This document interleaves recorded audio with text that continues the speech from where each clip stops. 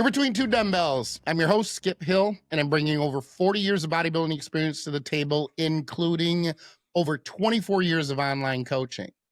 I'm joined today by Dr. Marv, also known as the Educated Meathead. I don't know if anyone has noticed, but his head's a little larger than most, and that's because it houses a ginormous brain. For each show, we posit a thought about a training exercise or training methodology. Then we do a deep dive into the minutia. We argue and debate, but we might also pull hair and break a nail. Who knows? The show could devolve into an episode of Jerry Springer. However, when the dust settles, we both decide if we would smash or pass. Of course, we'll also be doing another segment of Intimate Time with Skip and Dr. Marv. And then we'll finish, as always, with a few listener questions, which are typically, though not always, related to a past show. Remember, every time you comment on the show on YouTube, you'll be included in a drawing at the end of each month to receive a Team Skip t-shirt of your choosing from the teamskip.com store. And you'll receive Dr. Marv's online bodybuilding anatomy course. Of course, your comment on YouTube needs to be more than just for the algo or the one-arm flex to be considered for the monthly drawing. We'll post the winner for the month on my Intense Muscle IG account. And we'll also reach out to the winner via their YouTube account. Dr. Marv, I'm going to hand it off to you. This is your posit, I believe. Yep. All right. So this is a big one. So we'll see how far in the weeds we get. My posit is just because you're injured doesn't mean you have to stop training altogether. I don't know. I've said numerous times for the 41 years that I've been training, if I took time off every time I was injured, I'd probably have 6 total years of training. And it gets worse the older I get. Absolutely. So that's a big thing. People come into the office and they're freaked out. You know, I have this left shoulder injury, or I broke my left arm. Well, I can't do any upper body work. I haven't gone to the gym. I'm like, well, first of all, how would a shoulder injury impact leg training? Yeah. And then there's things you could do with a fancy thing called the crossover effect that we'll talk about. But yeah, I make a living literally of helping people train around injuries. So this is going to be a big one, and hopefully people gain a lot of information. So on the screen, we're going to put up my personal injury history. As you can see, it's quite a bit. Everything from a major head injury at 17 to where 70% of all my childhood memory prior to that is still gone. Insomnia, migraines. I've torn both shoulders. I retore my left one for a second time in November. I've got now, like we talked about in the past, arthritis, degenerative joint disease, degenerative disc disease. That is gray hair of bone. Nobody's getting through life without it. If you live life on your terms, you've had trauma, it might happen sooner, but it is. But yes, I do have, I know at least 4 joints have severe arthritis in them already. My left elbow has bone chips in there. I have multiple tendon issues. My left wrist, 3 surgeries. I've seen 32 doctors for that alone. 5 of them said I was making it up for attention. That's why I'm a chiropractor, because I have something called complex regional pain syndrome. Broke that arm. I've had 9 total surgeries, broke my back, disc herniations. We suspect I have 2 torn hip labrums, but I'm too much of a wimp to get an MRI / it's not going to change anything. Yeah. 4 surgeries in my knee. No meniscus in that knee. I tore my calf last year. I've destroyed my ankle, blah, blah, blah. So I'm pretty damn beat up. It's very rare for somebody to be more beat up than me. It is what it is. And guess what? For 17 years, I've been able to train, and I'm not an IFBB pro, but that's what I look like. And that's pretty respectable given how injured I am. And I'm not great genetically. So if I could do this, anybody could do this. Yeah. I don't want to list my injuries because I thought they were pretty bad, but because you went first, my list isn't going to be very impressive. Yep. You sound like there are soldiers who come back from 5 tours. Yep. Who have been exposed to chemical agents, carcinogens, you name it, jumping out of planes. They have no cartilage in their knees. And they're in better shape, I think, Yeah. and have Yeah. less injuries than you do. That's crazy. So it's a catch-22 because something on my body is hurt since I was in the 6th grade every single day of my life. So it would be nice to have a day where something didn't hurt, but I probably wouldn't be sitting here on a podcast with you Sure. because I personally got fed up with the medical system, especially when it came to my wrist. I also had a really crummy surgeon when I was a kid who did 7 surgeries before I was 18. 6 were unnecessary or done wrong, blah, blah, blah. Oh. Sorry, we're getting too much of my story, but I got fed up. I took matters in my own hands, and that's why I do what I do today. Well, and I think people need to know too, you're an outlier, clearly. I mean, Yep. people may have a lot of injuries and everything, but you are definitely an outlier. And the fact that you are still training, that says a lot, and took you down the path that it did, you know, as far as chiropractic. So I do want to point this out, and I think you'll agree with this. The vast majority of people who are dealing with injuries, they're training related in some fashion. Mm-hmm. Not all of them, but the vast majority of them are. I know I've said that, thankfully, from day one, I was very, very strong with mechanics. It for whatever reason, was at the top of my list. And I focused on it quite a bit because had I not done that, I think my list of injuries would be far more extensive. Because if you factor in, I mean, 41 years of training is That's a a long lot. time. Yes. And That's I've longer only than really, I've been alive officially. that's a very good, wow. Yeah. I Yeah. am the T-Rex of the Mhm. podcast. I know a thing or two about training, but I built a reputation in the bodybuilding industry for removing skin. If you have too much skin, call me. Remember, skin is overrated. Yeah, it is. It's a long time. So, and those last few, I say last 2 injuries Mhm. since I've been 50 have been the worst. But the funny part is, or irony is, it wasn't really related to age, and it wasn't related to training. Now, the training may have exacerbated it, at least Mhm. the second one. But the point is the vast majority of them weren't from training, when usually that's the case. So I've been very, very fortunate over the 4 decades that I have trained that I don't have, I've never torn a pec, had a minor tear to a bicep. Mine has been lower back issues, which I now 9 years injury free, which is not a lot of people can say. And that's after That's 9 L4, L5 awesome. herniations.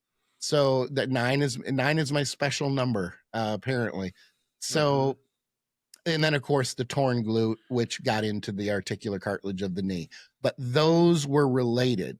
When you tear something in your glute on your left side, and you have to then favor the right side, not in the gym, but just in life, getting in and out of a car, sitting down on the toilet or the couch, you Mhm. just favor that side. And I never had any knee problems.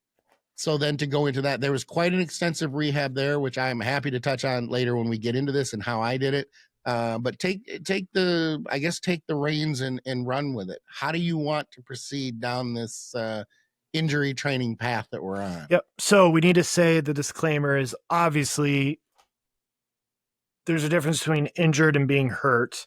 And if it is a major issue, you need to be screened by a medical professional, right? Because they're different types of injuries respond different ways. So if it is a muscle tear, a muscle strain, that will get worse with activity and feel better with rest. A tendon is the exact opposite.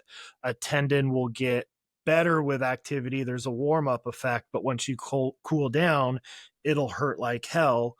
So you want to load an injured tendon, so within reason, right? It's not like hanging on by a few threads, but you don't want to load an injured muscle at least right away. So there is usually a time frame that I'm looking for.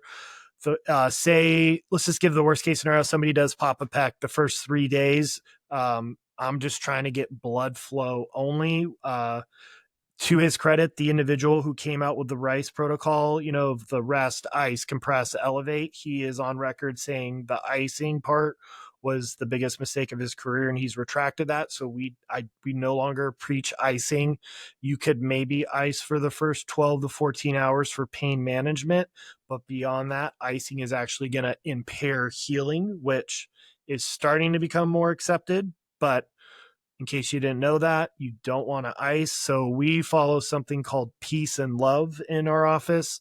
So say, heaven forbid, you just popped a pec, or like Logan, who popped his pec and he had to do a powerlifting meet 3 weeks later. So we do peace and love. So right after, P stands for protect. So obviously don't do chest movements, right? Elevate. Obviously you can't elevate an arm with a pec, but you sit upright. Avoid anti-inflammatories. So that includes ice, that includes ibuprofen. Now, like over the counter, like curcumin, pro-resolving mediators, boswellia is okay. Like those are fine, but you don't want education only, possibly. Okay. Yep. So I will say, when I tore my calf, I was treating it within 30 minutes. I actually made my chiro associate at that time come into the office on a Sunday to treat me within 30 minutes. So that's nice when you're the boss. I personally started BPC that day, but I can't give direct medical advice about that. So there's that. But the natural stuff, curcumin, fish oil, pro-resolving mediators, I think we talked about them. That is a godsend after an acute injury. So now that's mandatory for me. You can compress stuff. So compression helps with swelling and pain. And then the E stands for educate, which means like, don't over-treat it in the beginning. So this is where people get it wrong. You think you would want to treat a ton right away.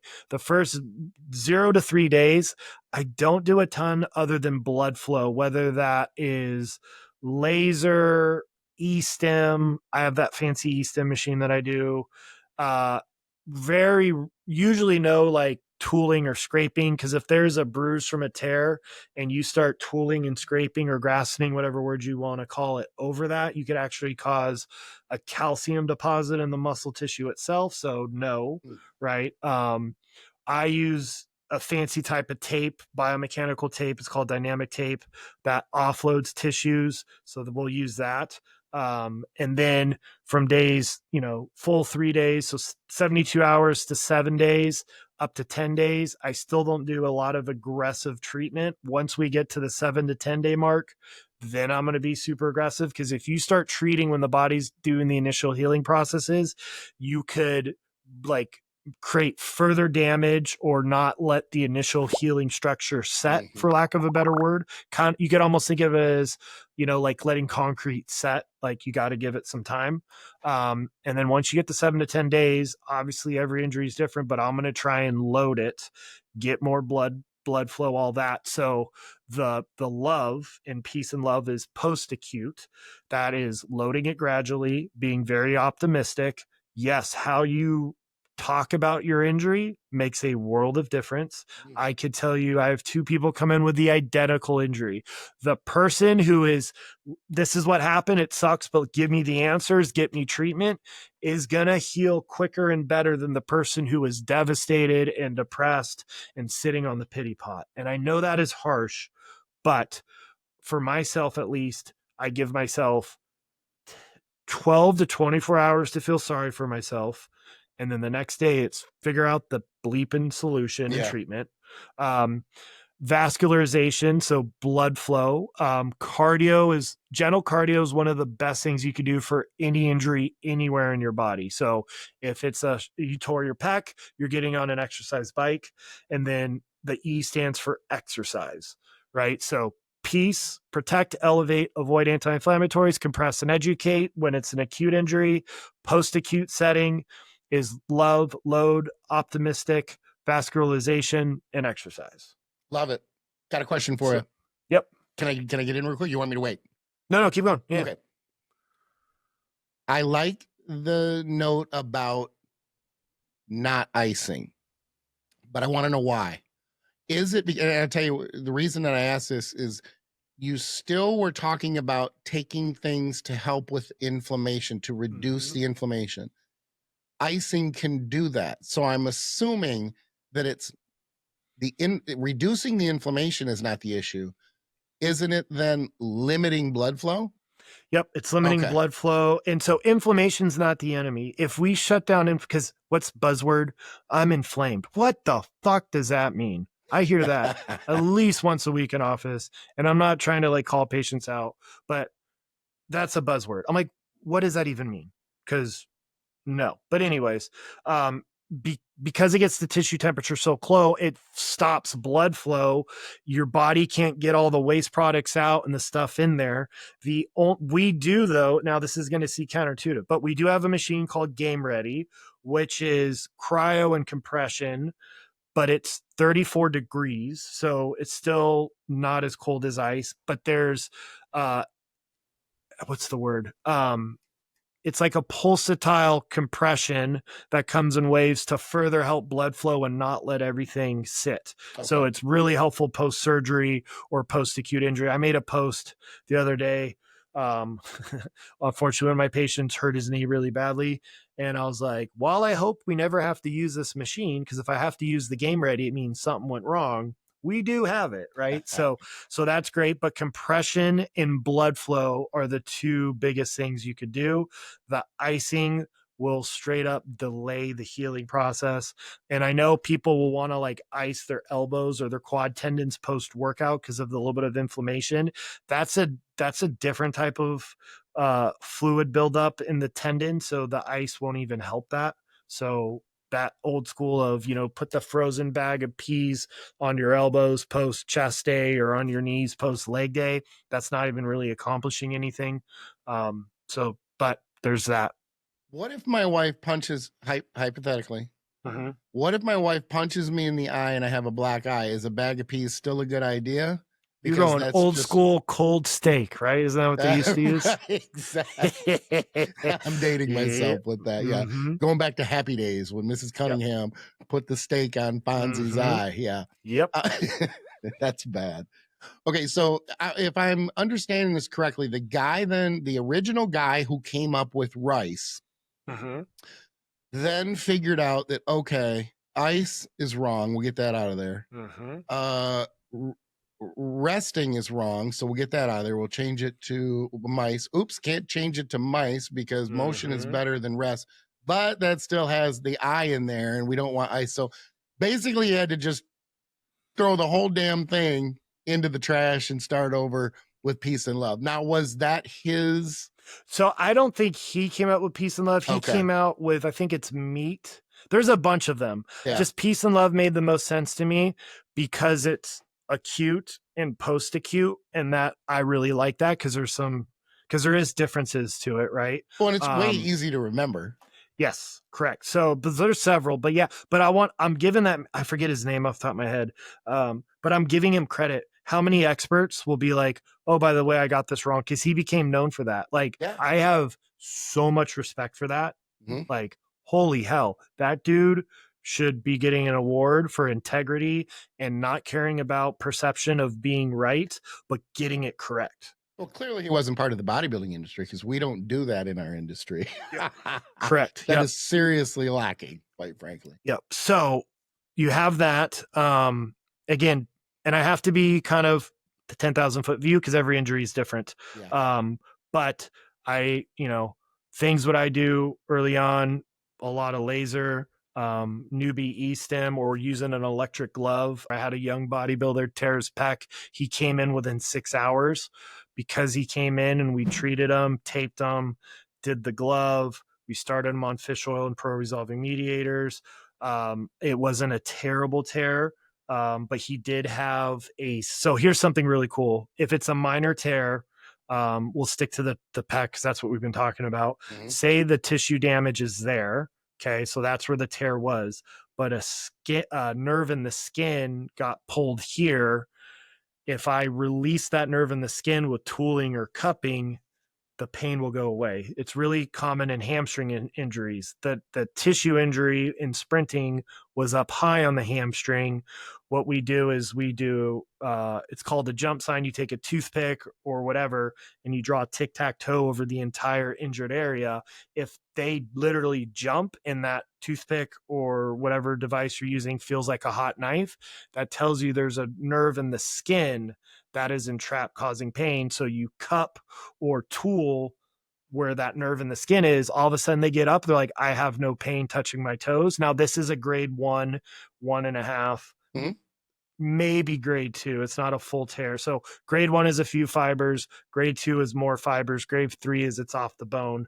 And it sounds weird, but grade 3 actually is way less painful than grade 2.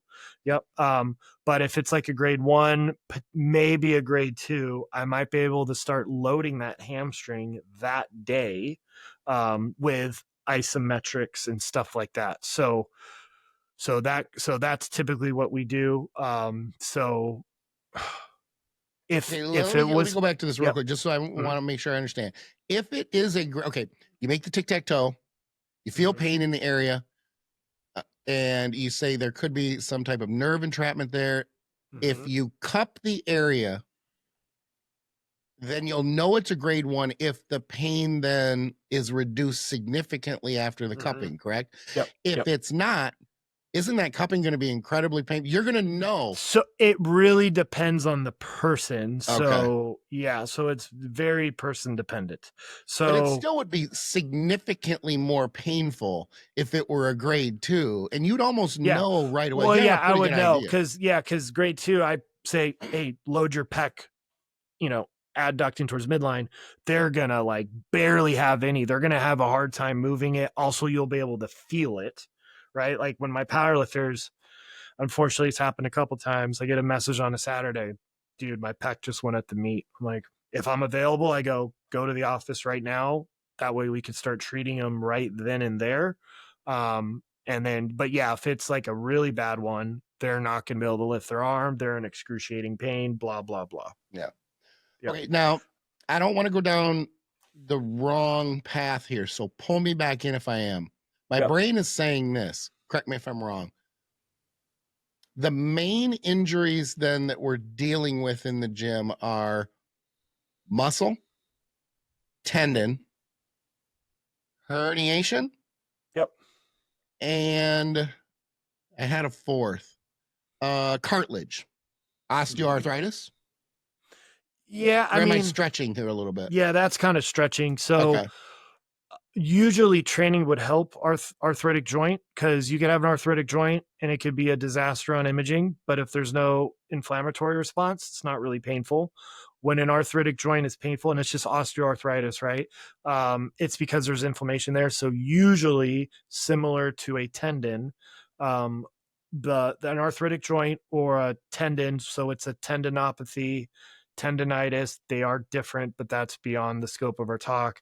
Those will feel better with activity and then start to hurt again when they cool down. Okay.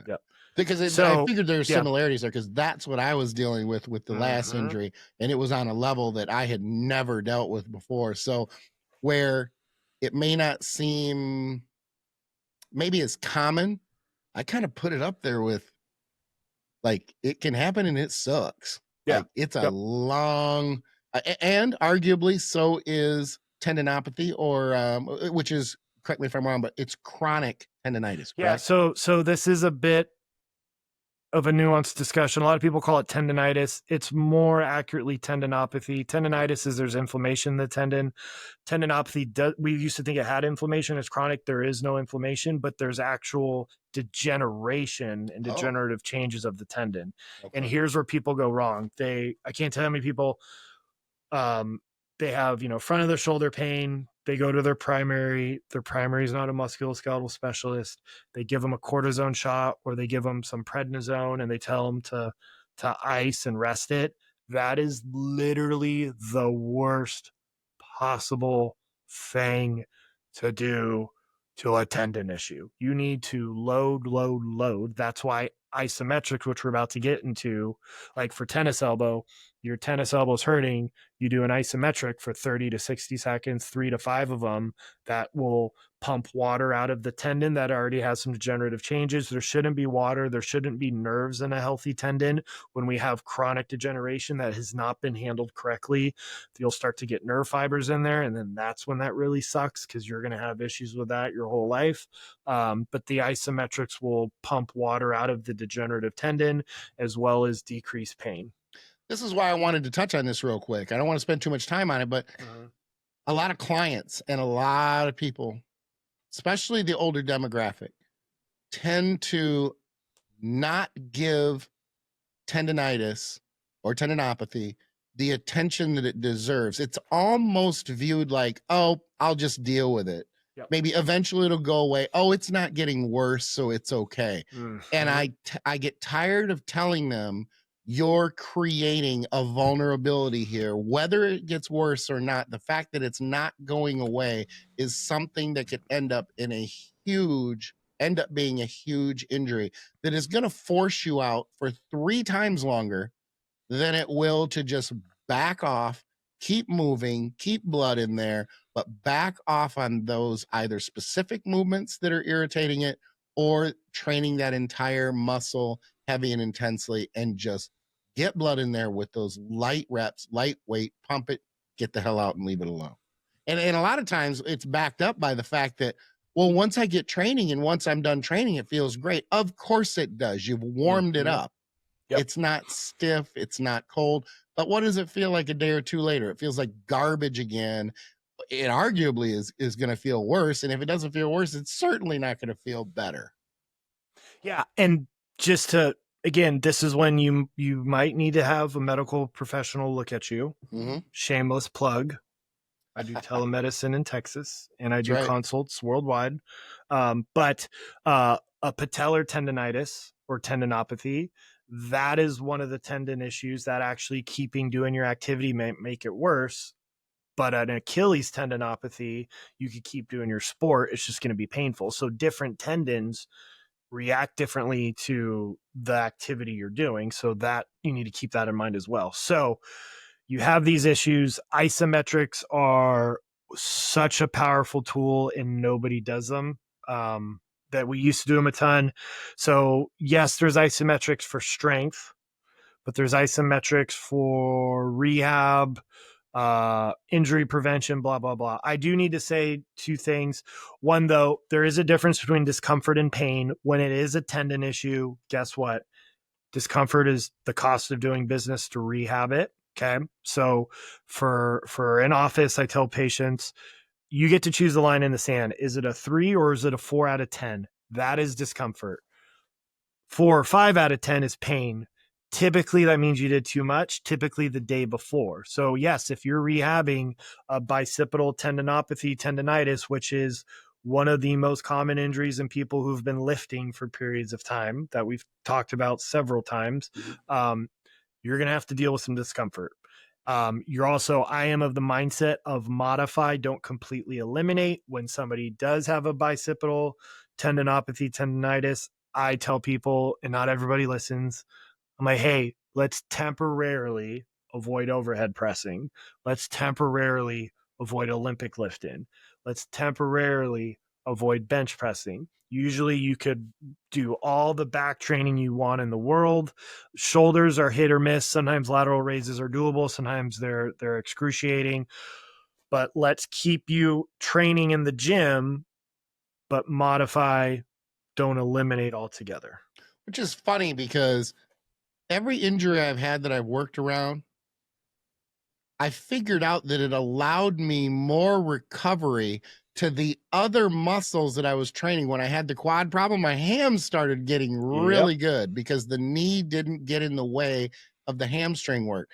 So when you give up one, it's almost like you have this glass and it holds 100 ounces.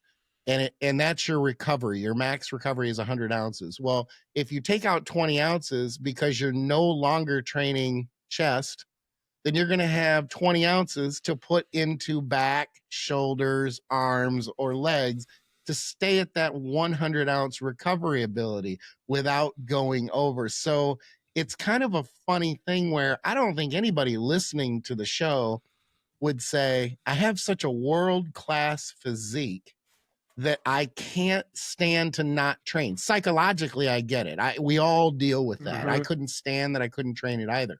But you make the best of the situation that you have, and you might accidentally, without meaning to, bring up a lagging muscle group. So if you do have that injury, focus on adding that work that is missed or the intensity that is missed in the injured muscle and put that on the muscle, on a different muscle group that could stand to use more work and benefit from it at that time.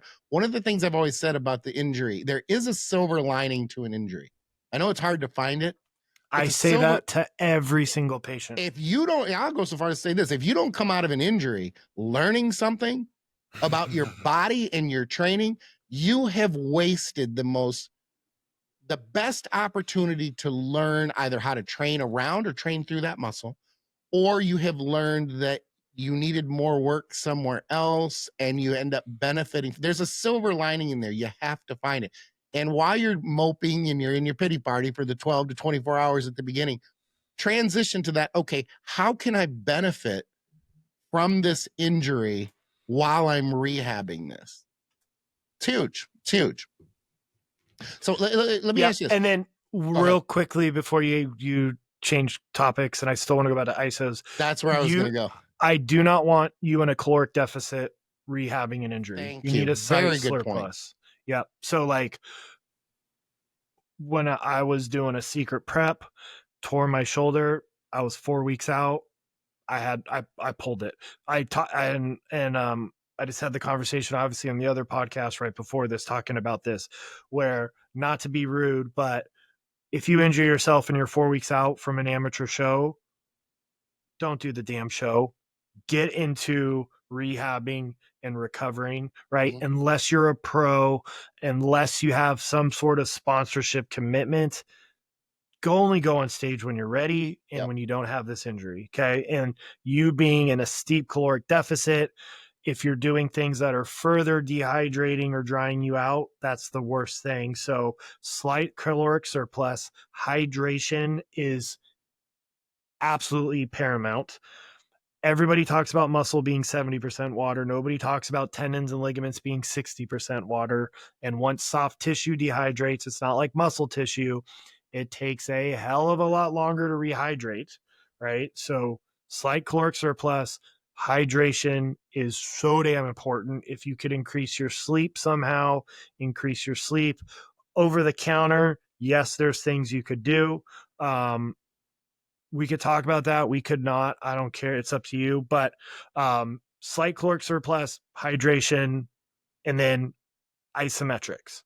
I just want to add or piggyback off of that, and that is this applies to deloading too. Even if you're not doing a show, you want to maximize recovery, whether you're in rehab and injured, or whether you're deloading with your training. That's the crux of deloading. So people will ask me, well, I'm not training you. And I understand. I'm not bashing them for asking me. I want to make that clear.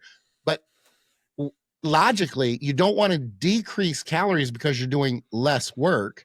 You want to either keep them the same or even increase them to feed the recovery. And it's a very good point close to a show.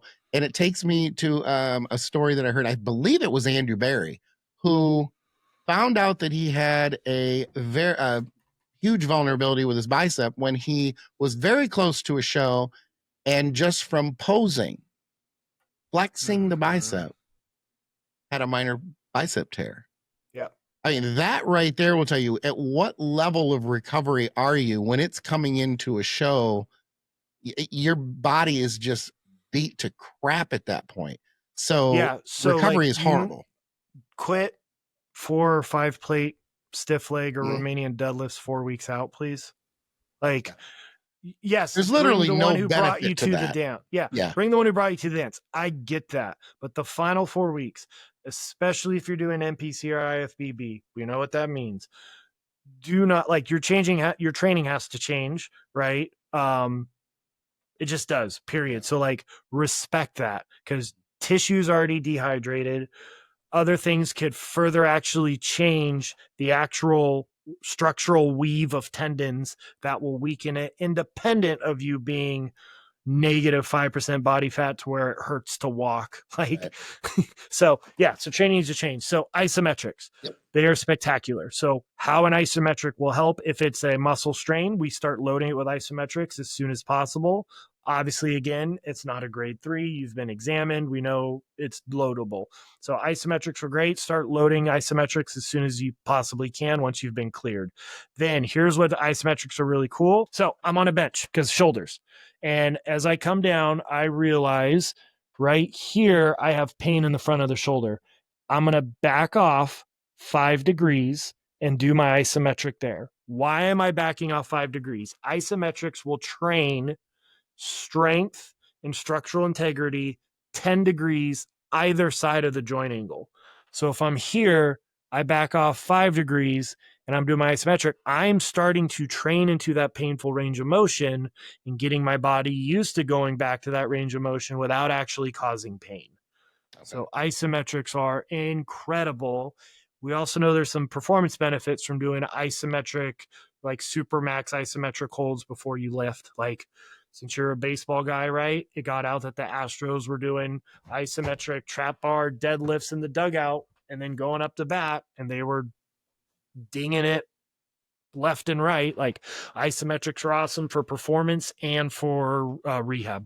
Well, the anti-Houston fans, they're complaining about the trash can. So they're not going to give any credit to it. It's just such an old beat down topic, but I digress. Mm-hmm. Yeah, but it's just making a point. Like, isometrics are freaking awesome, and they're not used, especially in bodybuilding. Some strength sports use them more, but they're great. So isometrics are great. We know I'm a huge fan of blood flow restriction, both to do the actual exercise from Dr. Jeremy Lenicky, the 30, 15, 15, 15 reps.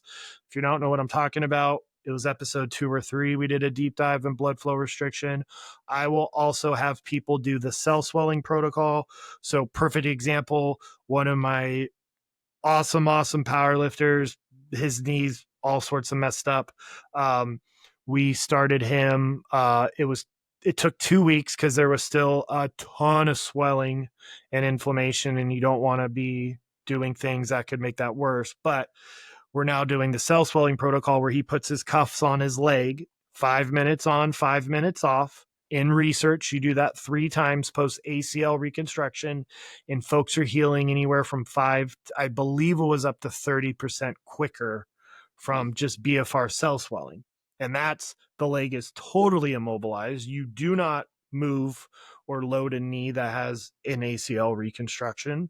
So it could work better for that. Or I'll even have folks with rehabbing a knee issue, especially like a patellar tendonitis.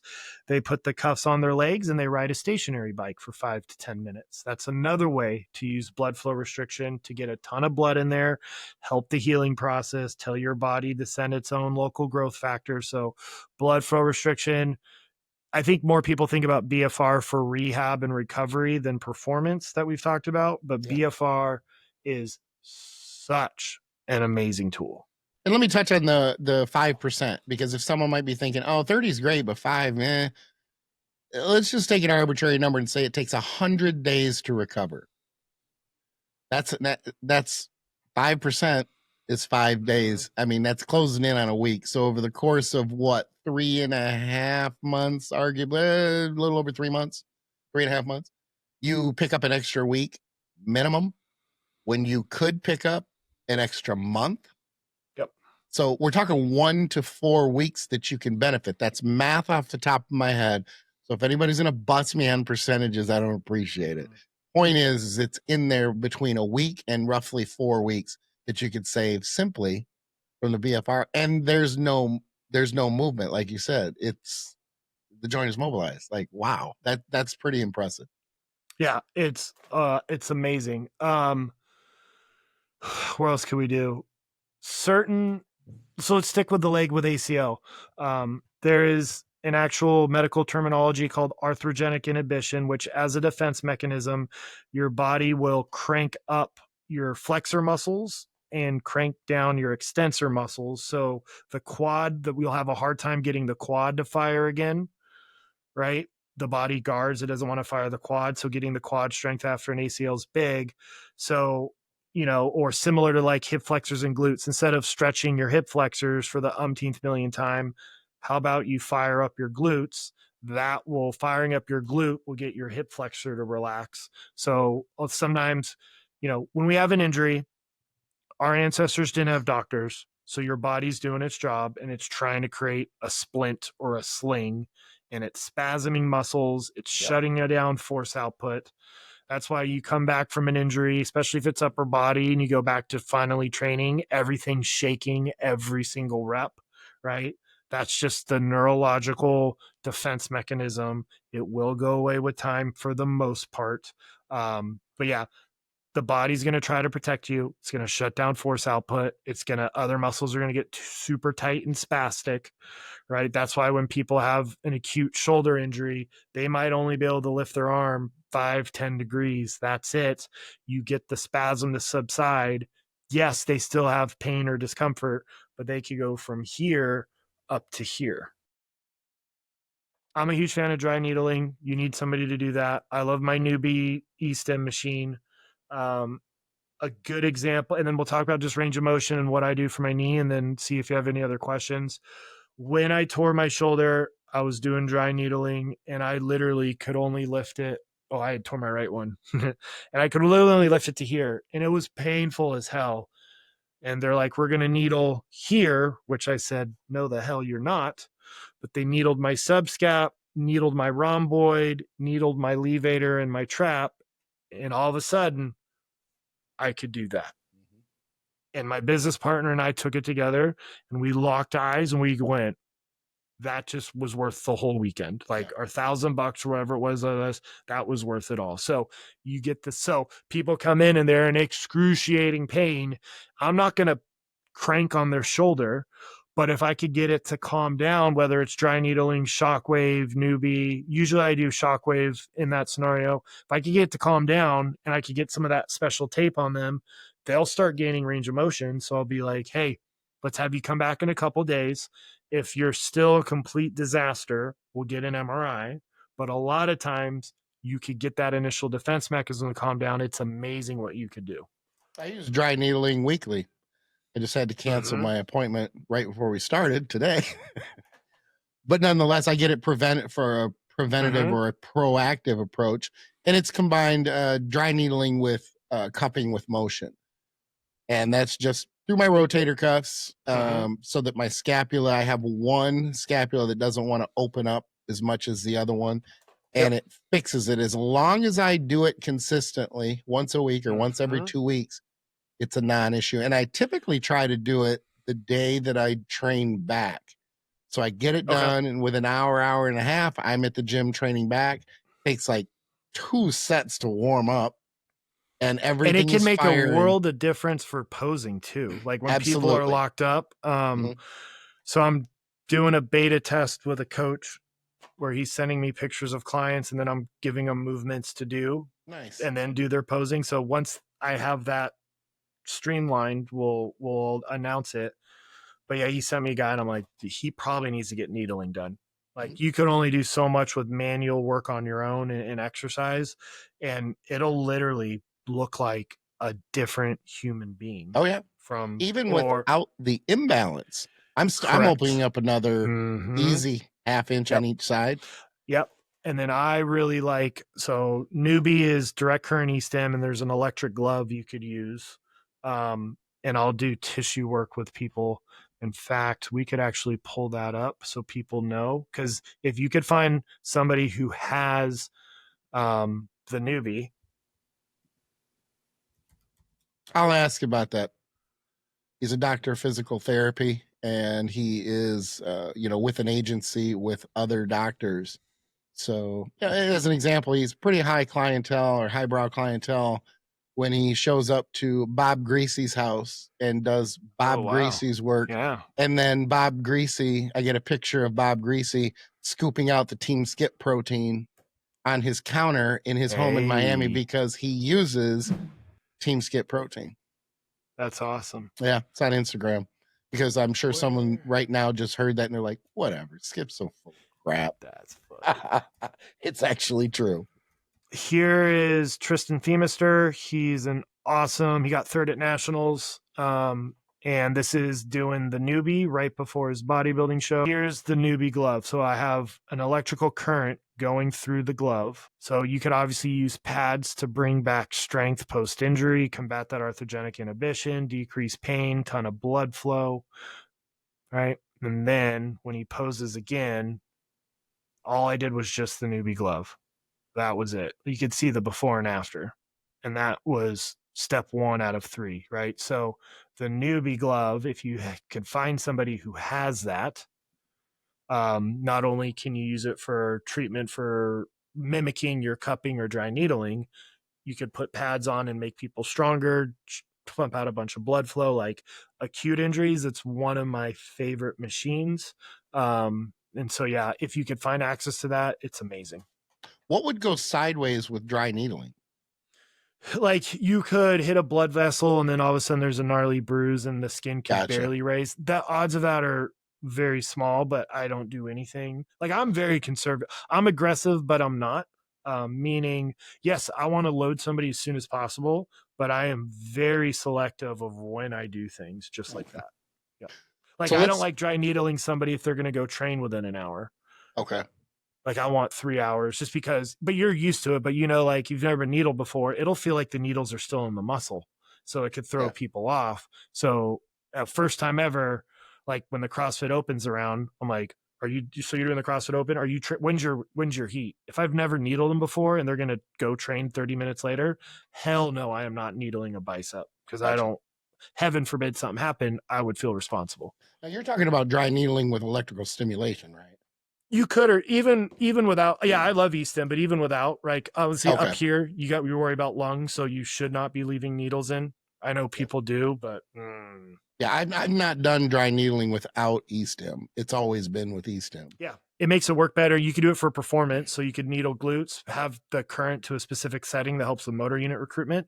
That's what all my powerlifters come in the week before their meets, and we know I work with some absolute freak shows, and they swear they're stronger. I had to order special needles to get through their damn glutes.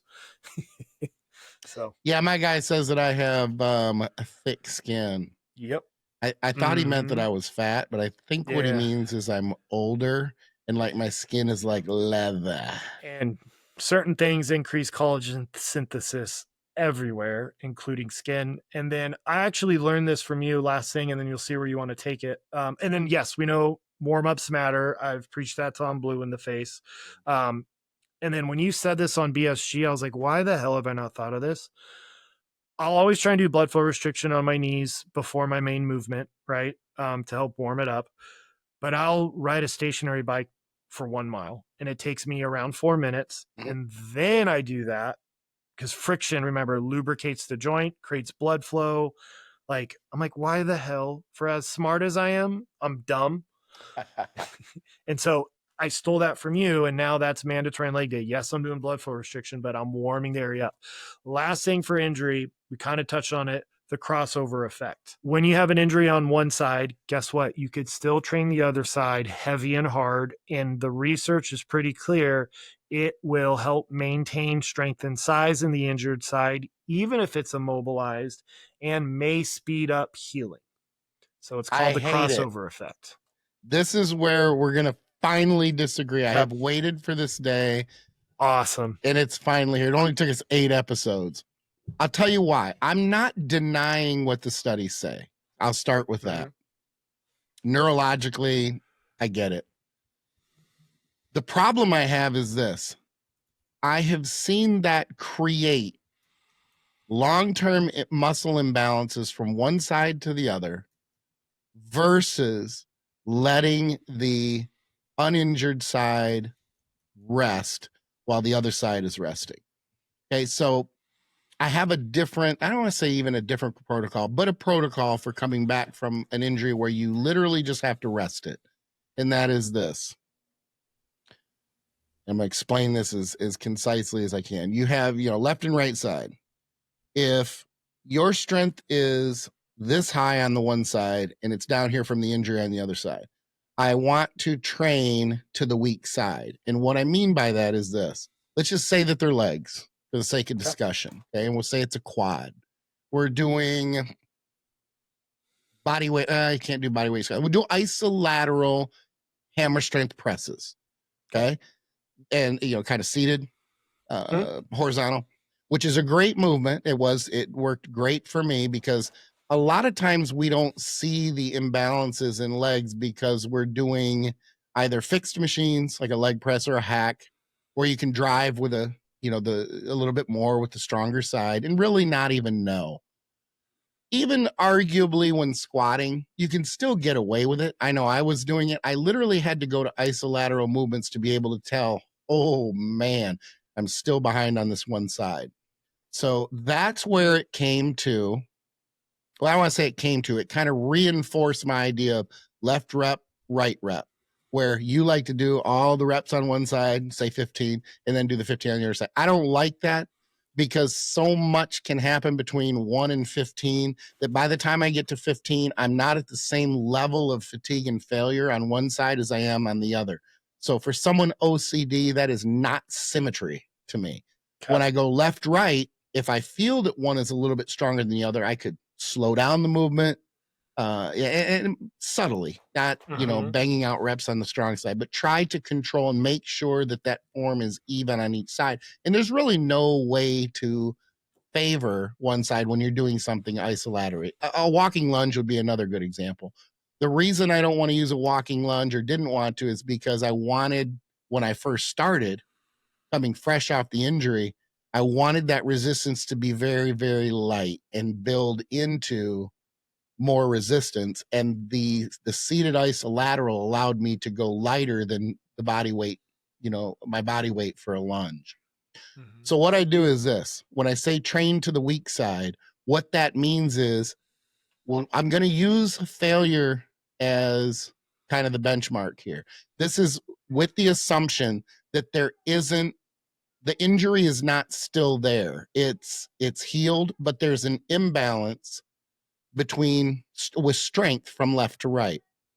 So what I'm going to do is I'm going to continue to try to talk while one of my cats decides that he wants to talk at the same time and let everybody know that he is starving.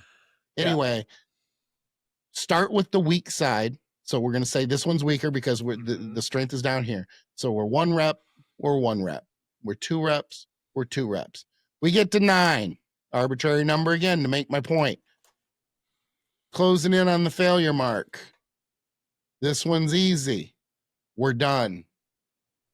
Okay. And the reason I say I don't want to necessarily train to failure, because I don't want to tell people, oh, you're coming off an injury, train to failure, isolateral. Mm-hmm. Well, you may not be familiar with isolateral training.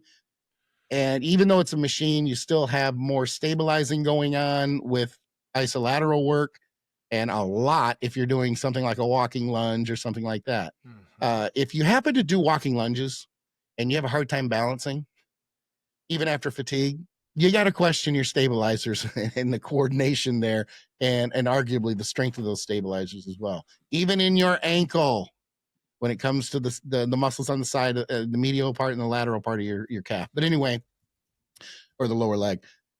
So training that and taking that intensity, what you're essentially doing by training to the weak side is you're training that weak side more intensely. If you just took the one, you're going back and forth, oh, I can't get any more on the weak side, so I'm going to do more on the strong side. Then what you have is you're going to increase the strength on the weak side at the same time that you're increasing the strength on the strong side. So your imbalance is staying the same, or it's staying unequal.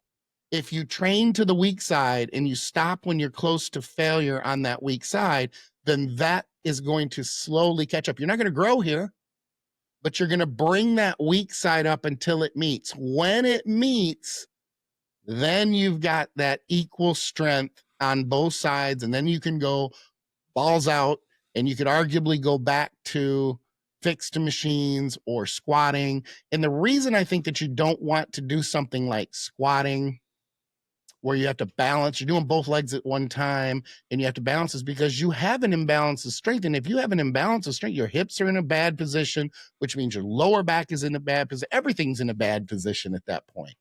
So at least if you're doing isolateral, you're doing one side at a time, you're training to the weak side. And I have found my experience with myself, with my injuries, and not just the knee and the torn glute, but years ago when I had the lower back injuries, same thing.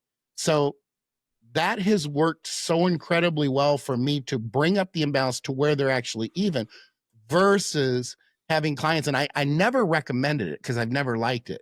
What'd you call it? Crossover training, I think you said it was called. Crossover effect. Yep. And what that does is when people do that, they come back with arguably more strength even on the strong side, and that gap is even bigger than had they not trained the strong side. You would have like a gap, say like of this versus, oh, I've been training the strong side. So it's going to take a long time to catch up, and arguably it could just continue, that gap or that disparity could remain longer. And that's what I've always seen. I get from a neurological standpoint that what the studies are saying, I totally get it. It just hasn't played out in practice that way. I just have not seen it happen that way. I took notes. And like I said, shoot me down. I want to hear I want to hear you let me counter it. clarify, because we still have something we disagree on finally, which is great. Finally, I can tell you to fuck off. Yeah, exactly. No, God, you're stupid. Yeah, so crossover effect. I am saying when somebody has an acute injury and they can't train the side, so say you have really bad bicipital tendinopathy, or heaven forbid you had surgery or you tore something, I want you still training the opposite side as heavy as you can to maintain strength and size, especially if you have to be immobilized, right? So the crossover effect is that. So it's more, for some reason, you cannot load the opposite limb. I don't want you taking time off altogether. I want you getting blood flow, whether it's cardio, but I still want you training the good side as heavy as you can. Obviously, you're going to be doing machine work, basically, right? I don't want somebody trying to balance a single heavy dumbbell when they have a tear in this side, like jerking it around is the worst possible thing. But I still want you training the opposite limb as heavy while you are recovering from injury, surgery, or rehab. But where I still disagree is how we do unilateral. So I am adamant, and I got this from Dr. Scott Stevenson, about continuous reps. So no pausing, because I am OCD like you, but I am OCD with every single set execution is the same from week to week. So I am somebody who has a damn metronome going in my headphones during every work set. So every negative is 3 seconds. Every pause in the stretch position is 2 seconds. Like there's no guessing. I also do continuous reps. So there is no 1 or 2 breaths, like do 8 reps and take a breath or 2 to regather and go. Right. I want to keep what Dr. Scott talks about is like sprinting full speed toward the cliff and trusting that I'm not going to pause to regather. It's not a widowmaker like we talked about last week, so like all the few people, I don't do a lot of one-on work. Everybody I do one-on-one with has been with me for years, but in all my workout programs that I still do, I want continuous reps unless I clearly say you could take a breath or 2. I want those continuous reps, because what if one week you take 2 breaths, the next week you take 4 breaths? Your logbook's going to say something different, and I'm not going to remember how breaths I took. When I do unilateral, I want that whole leg or arm or leg continuously. The only time you wouldn't is if walking lunges, but I strongly prefer split squats to lunges because it's the same leg. And what you do is you start with your weaker side. So for me, it's my left leg because of all my surgeries. And then I merely match on my right leg. And unilateral training strength so one leg, one limb will translate to bilateral 2-leg strength, but bilateral strength does not translate to unilateral strength. So that's a really important caveat. Yep. So when you all my power lifters, they're stuck at a certain threshold squats and they're like, when's the last time you lunged? I haven't lunged in 7 years. We start getting them to lunge, they break through that plateau. Plus we talked about how I like finishing a movement, especially with legs. And I got this from Dr. Danila Martina, of doing the walking lunges to kind of restore that balance. So there's big with that. So yeah, I don't like doing one arm, the other arm. I know you like doing that. To me, that's too many variables that I can't keep the same. And that's personal preference. Maybe that's been studied. I don't know. That's still evidence-based because it's my bro science versus yours. Sure. But I still want you training heavy while injured, the opposite side. And then that's how you bring it up. And then, yes, with lunges, a big thing. I'm glad you brought up the ankle because nobody thinks about the ankle, and something that's really important, especially if you've rolled an ankle, trauma to the foot and ankle, or the fact that I make a terrible joke. We wear foot prisons our whole lives. So it's like wearing gloves on your hands your entire life. And then for me, 39 years later, realizing I can't play the piano. Well, duh. But there's 11 small muscles that reside within your feet. They get dimmer switched or dampened down from trauma or foot prisons. And those are tied to a ton of performance benefits, mainly something called proprioception, which is knowing where your limb is in space without looking, which is why when those get diminished, there's a delay or they don't fire at all, your ankle sprain risk goes up. That's why you want to have a second ankle sprain, you have a first one. So it's directly tied to proprioception, which will delay. So you're having that delay for your brain figuring out what's going on at your foot. That's how a little thing that you should correct turns into a full ankle roll. Mm-hmm. 2, they dampen vibration. So especially if you have plantar fasciitis, knee pain, or you do a bunch of stair mill for cardio or walking, or you're running. If you see me running, take off. There's a bear coming. So they dampen vibration with that. They're tied to bunion formation. And while you don't think it necessarily bodybuilding, they're tied to lateral agility on the field. And now we're starting to see it's tied to sprint speed. So if you have shit balance with lunges, I would look at the foot, the ankle, making sure it's strong. And then there's something called, everybody could look this up, called Vele's test, Velee. You could do it yourself at home, see if your foot's firing. And then there's a guy named Dr. Thomas Michaud. When I want to feel like an idiot, which isn't hard to do, I listen to that man talk and I'm like, how the hell do you, like, he'll quote research while drunk on a podcast. I'm like, how do you do that? So he's super smart. And he created a device called the Toe Pro, but you could mimic it at home. And that would be really important if you have terrible balance with lunging, right? Fix it. You have chronic lower body injuries. A lot of times you're not dampening vibration, blah, blah, blah. But Vele's test, and then look up Toe Pro, and that would be incredibly helpful. But I will not do unilateral the way you do. And that's great. We disagree. So I'm really excited about this. I will do one limb straight at a time. I mean, I don't even like doing alternating arm curls. Now, somebody's going to say I just posted that. Yes, I did like a pump finisher where you're doing like a mechanical drop set. And when you can no longer do the 2 arms together, when you switch to 1 arm, it gets easier. We've talked about this. That increases motor unit recruitment. So that's a way to extend the set, almost like a drop set. But now I'm getting a pause in. So that's how I'll do it. But yeah, I'm not going to do one leg, then the other leg on a isolateral glute press. Now, 2 things I want to clarify with number 1, that I typically will only do one isolateral move that's alternating per body part. If I do, I don't want to say if I do it all, because I typically do, but it's with back, sometimes side delts, especially for side laterals.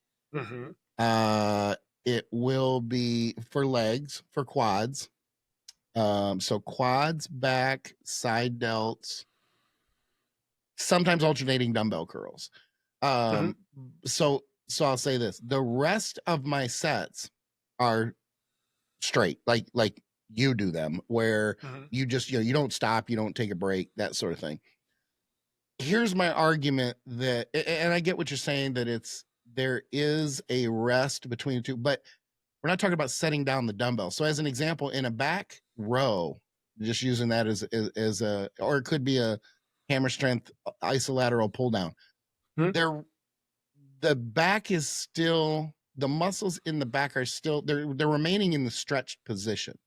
So Mhm. even on the rare occasion, and it's very rare that I would do, because we talked about this a couple shows ago, an incline dumbbell press alternating for just a different variety. I wouldn't hold them at the top. I would hold them in the bottom in the stretch position, much like I do with back. Mhm. So there is going to be more tension doing that versus uh, if it were a different movement where the muscle that I was training was actually just kind of resting, or and bicep curls is a good example. In the bottom position, there's not a whole lot going on in the bottom position of a bicep curl. Now, with you could say, well, you just said side lateral, Skip, but we talked about on the last show the method that we like for side laterals, and that is keeping the traps slightly contracted so that in that bottom position, even though you're holding it and you're doing the other side, there's still going to be a good amount of tension. It's not like I'm just letting that arm hang down with far less tension.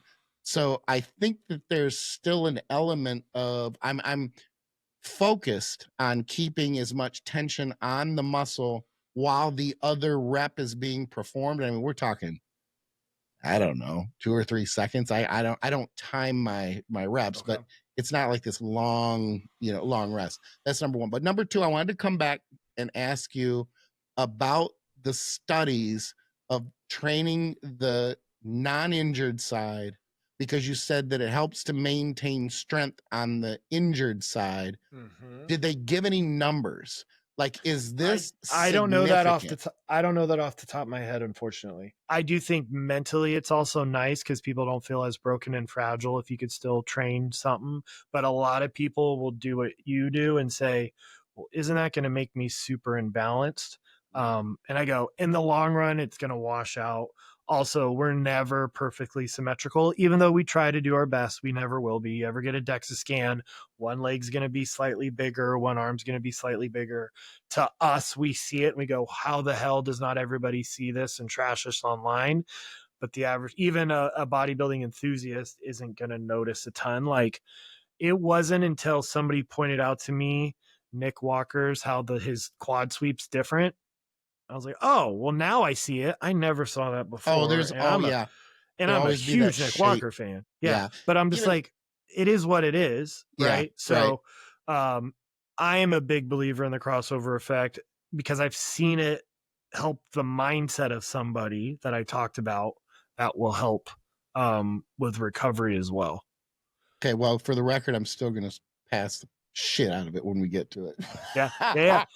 And like, I get what you're saying. Yeah. And yes, it makes more sense to me to rest with a dumbbell press here because moment arms, right? This is a lot more stable than there. And you're Yeah. getting a little bit of a loaded stretch. So you could say, hey, you're getting a natural blood occlusion effect similar to BFR. That's just our personal preferences. And I am glad it took us 8 episodes. You're not going to change my mind, and I'm Right. not going to change yours. And the viewers have that's those 2 awesome. options. They have that, then Exactly. they can go, okay, I can Yep. see where So this, we'll or see if we're with Team Skip or with that's Team right. That's right. Doctor. In I the know which one I comment would go section. with. I'm gonna go with the meathead. I'm gonna go with the guy with the big brain. That's funny. All right, Yep. are we gonna? I think it's time to smash or pass. I Yeah. think we have 2. I think Mhm. we have the Yeah. So should you train while you're injured, so long as it's safe to do so? Smash. Should you do the crossover effect while you're injured? I'm going to double smash now. And every time I have somebody do that or I have to do it, I'm going to tag Skip in every post I ever do from now on. Fair enough. So you double Smash. Yeah. smash. Okay. I am going to definitely smash as far as training through an injury anytime that you can, unless you just absolutely have to rest. There's no doubt there. And I've had too much experience with that to look at it any differently. But I'm going to triple. I think you can see that one coming. Yeah. I'm gonna triple smash. I really am. I'm sticking with the fact that your psychological component argument is good. Mm-hmm. It won't work that way for me. I am OCD. I'm the guy who brushes my teeth with 2 hands. And someone's gonna listen to that and go, that doesn't have anything to do with anything. You're right, it doesn't. But that's the type, and you talked about the DEXA scan. I had a DEXA done, my first DEXA after my leg injury, 0.2 pounds difference from left leg to right leg. I was beside myself happy. And the 0.2, the extra 0.2 was in the injured leg. Yeah. So I was excited about that. And this is where you come back and you go, well, are you sure you weren't doing crossover? Yep. No, I wasn't. And inflammation and all that. Yeah. Right. Exactly. And it's so minor that, even with the DEXA, everybody gives the DEXA sometimes too much credit when it comes to those numbers. It's but not an exact gratifying. science, but it's still nice. It's arguably the best method that we have. That's the thing. It's got its flaws, but it's probably the best method that is openly available to the public. And I might be partnering with the largest DEXA scan company in the United States soon. So nice. We'll see if I change my mind about that. Or if I all of a sudden become pro DEXA, because then I get money. Like, we'll see. To be determined. Exactly. And they're not easy to find. It depends on the part of the country that you're in. Yep. And then it needs to, so let's talk about it real quick. It needs to be in the same condition. So I don't want any food, drink, or water. I want it first thing in the morning. You want the same technician doing it. Thank you. And the same machine. You want to do something fun. Yep. Like same machine, same time of day, everything. You can do a DEXA scan, you chug water, all of a sudden you're going to gain 5 pounds of lean muscle mass. So try and keep it as uniform as humanly possible. And even if like we've talked about before, even if the machine's wrong the first time, so long as it's the same conditions, the same technician, you're looking at the relative change. Yeah. Don't give the first DEXA too much credit. Count it or contrast the second, the third, and any scans after that. Absolutely. The sweet music of love. Marv doesn't know what I'm going to ask him, so he's got to think off the top of his head. And this is just one of those things that we're doing to kind of give you guys an idea of what we do or our thoughts or who we are outside of the industry. So the questions can't have anything to do with the gym. They can't have anything to do with the industry or Dr. Marv's work.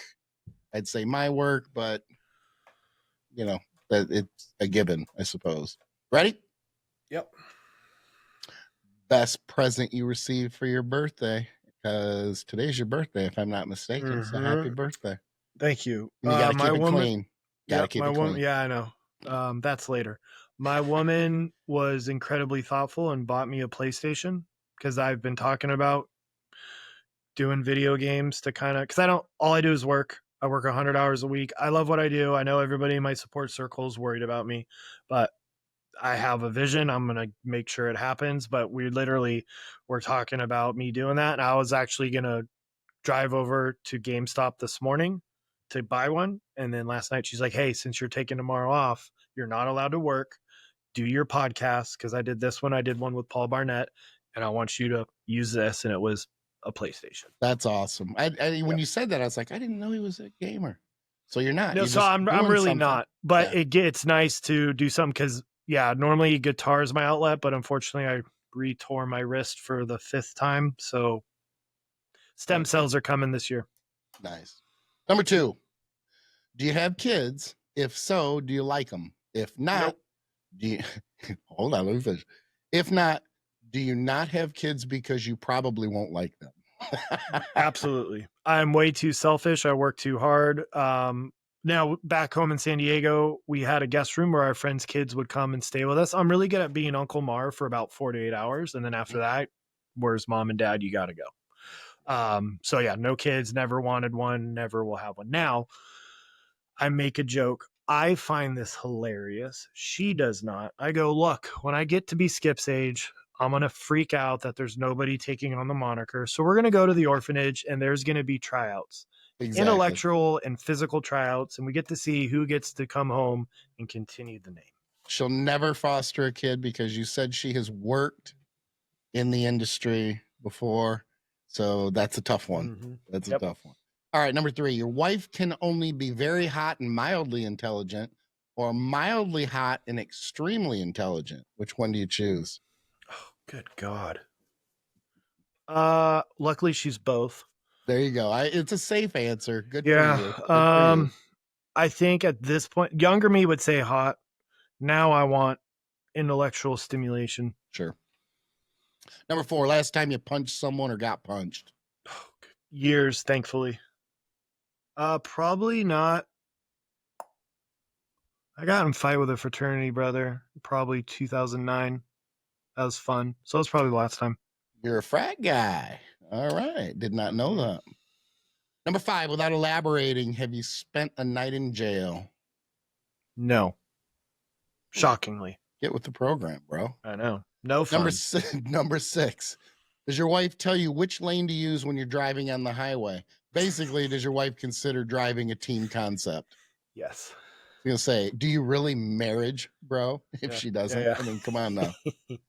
You guys, I bitch at my wife all the time. Like, you don't have a steering wheel in front of you. Like, I don't see a steering wheel over there. Like, what the fuck? Like, I don't see every lane. What I would drive be an hilarious M5. is if you cut out a cardboard one and tape it to the Or she does. Yeah. Exactly. Yeah. Yeah, you can't Or say a little anything now, Fisher can Price you? saying, yeah. Damn. All right. Shit, you got me.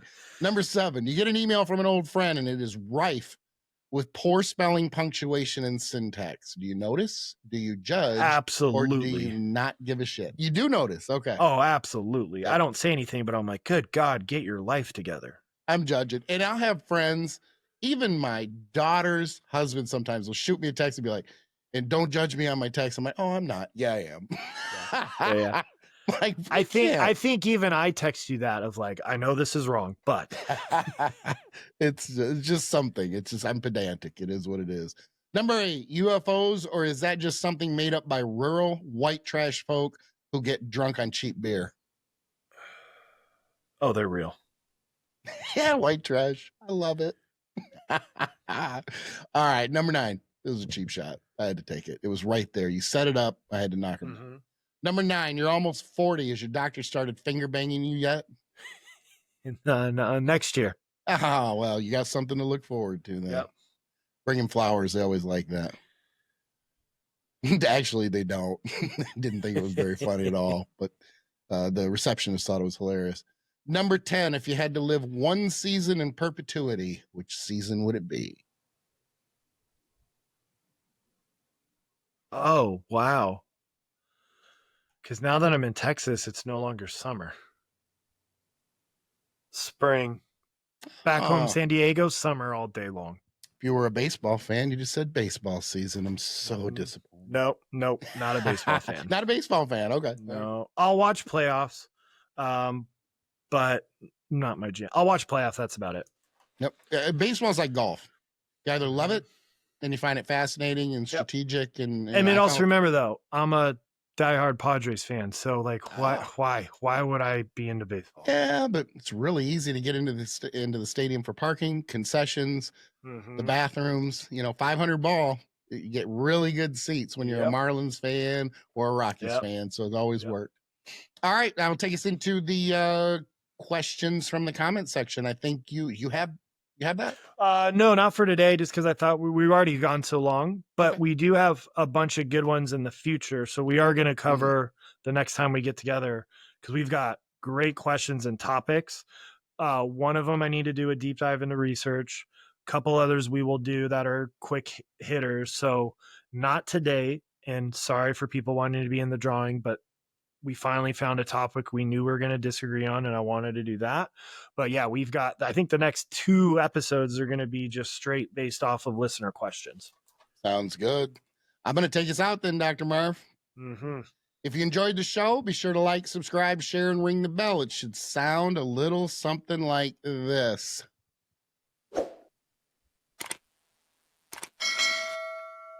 And if you didn't like the show, just pretend you did and like, subscribe, share, and ring the bell anyway. We want to hear your questions and your feedback about the show in the comment section.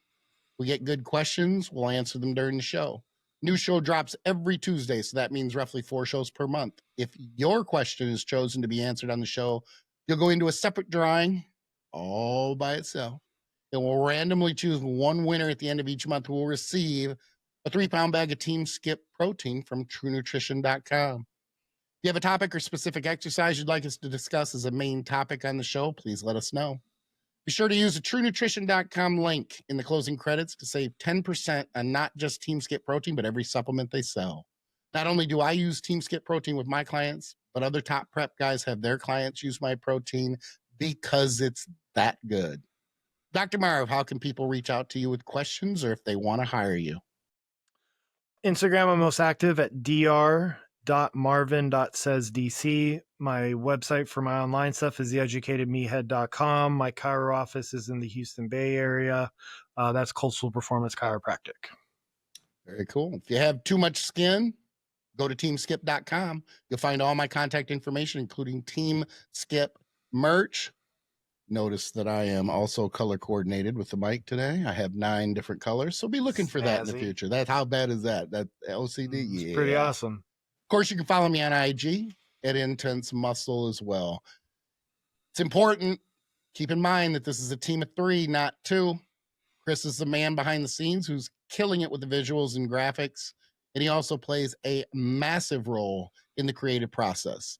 This project would not work without him. So from all of us, all 3 of us, we thank you for the support and for tuning into the show this week. Join us again next week for another episode of Between Two Dumbbells. Dumbbells. Loading King Skip. Loading King Skip.